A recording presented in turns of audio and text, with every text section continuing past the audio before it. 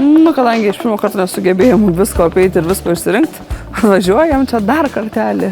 Aš tai jaučiuosi kaip namie, tai va kavos atrodo pasidarysiu, nueisiu, biškai nepą padarysiu, telikai įsijungsiu.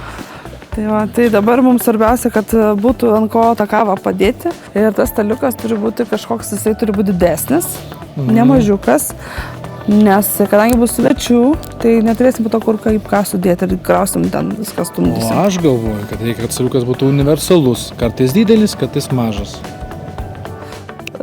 Einam ir pažiūrėsim, ką mes turim pirmiausia. Nugalėtų visur, jisai čia, ojei. Aišku, nugalėsiu aš. Labą dieną, jau 100 metų mes kartu. Labą dieną, mūsų pagalba. Vietą krausysime čia gyventi. Mes norim kavos staliuko ir jis turi būti didesnis ir praktiškas, nelengvai lūžtantis ir taip toliau. Ką galit mums pasiūlyti? Mūsų parduotuvėje staliukų pasirinkti tikrai yra iš ko. Mes jų turime apvalių, kvadratinių, pailgų, gali būti 2-3 dalių, pakišami vienas po kito. Stikliniai, keramikiniai iš plokštės, tai būtų tinkami galbūt šie variantai, galite rinktis iš 5 skirtingų spalvų, kojos yra metalinės. Mūsų staliukas turi atominį karą pergyvent, 2 vaikus, kurie darys salto arba apvertę į mitos laivą. Žodžiu, viską turi ištverti.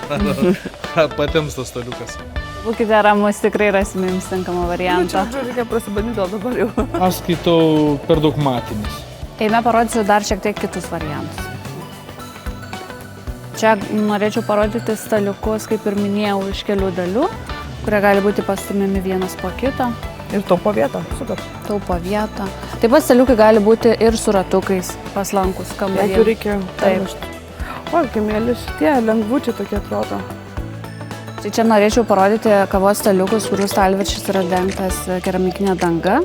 Keramikinė danga yra itin patvari mechaniniams pažydimams, neįsigeria nei kvapai, nei dėmės. Itin populiarus ir dažnas pasirinkimas šiomis dienomis. Šiaip vienas iš variantų, nes visai kaip plytelės pas mūsų virtuvėje, ne? Šios staliukus galima pirkti tiek kartu, tiek atskirai, komplektuotis pagal poreikį. Aha, galim susistumdyti, ar ne? Taip. Kavos staliukai šiomis dienomis nėra tik tais baldas, žmonės ieško kažko traukiančio akį, išskirtinesnio, papuoš savo namams, tad noriu parodyti naujieną mūsų parduotuvėse, tai yra staliukai aptraukti dirbtinė oda.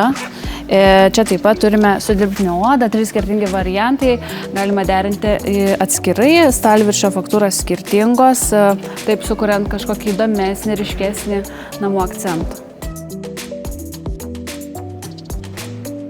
Erika, dar norėčiau parodyti šoninius staliukus. Aha, ką reiškia šoninis staliukas? Šoninis jisai atlieka funkciją, kad jisai gali būti pristumiamas prie sofos ar minkšto kampo.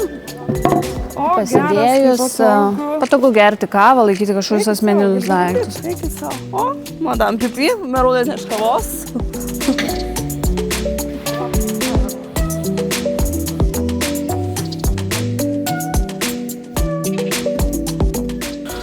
Per žemas,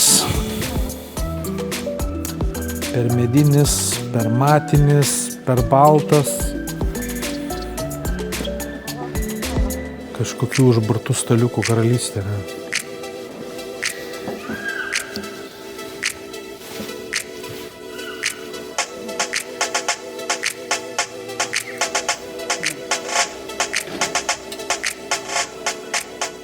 Ir telefonas va patogu labai fainas reikalas. Ir šiaip, jeigu realiai vyksta kažkoks susitikimas draugų, tau nereikia eiti prie stalo, tu gali turėti savo atskirą staliuką. Aš sakau, labai individualybės. Nenoriu liesti su niekuo, pasistačiau. Nu super. Ir čia tie, kurie mėgsta valgyti sofoje, irgi labai geras variantas. Vat galės savo pasidėti maistą ir valgyti sofoje. Pas mus namie šitą taisyklę draudžiama, bet kartais pachaltūrintus galima tikriausiai.